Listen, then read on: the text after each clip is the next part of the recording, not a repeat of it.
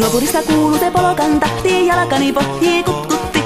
Ievan äiti se tyttönsä vahti, vaan kyllähän Ieva se jutkutti. Sillä ei meitä silloin kiellot haittaa, kun me tanssimme laidasta laitaa. Sandili put tipput hiljalleen. Ja tata ja ribidabidilla biruppadirumpa ribirampu.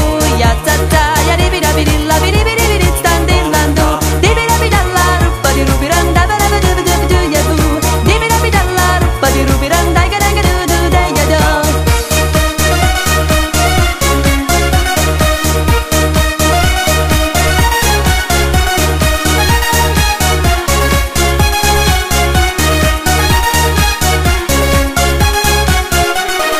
Ievan suu oli vehnäisellä, voimme se tonne toivotti.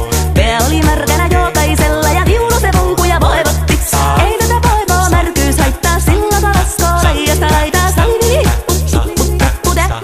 put hiljalleen. Siellä oli lystiä soitoja jälkeen, sain minä kerran sit kytee. Kottiko mäntini ämmä se riiteli ja Ieva jo alkoi nyhkytee. Minä sanon Ievalle, mitäpä se haittaa, laskena vielä hilaijasta laitaa. Salivili put hiljalleen. Ja tata ja ribidabidilla biruppadirumpa ribirampu.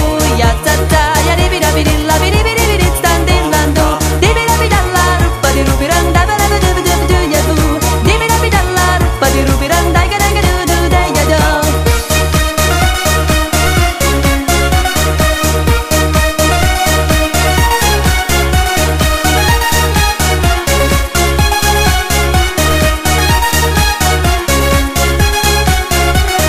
Sen minä sanoin, jota purra pitää, ei mua niin voi nielasta.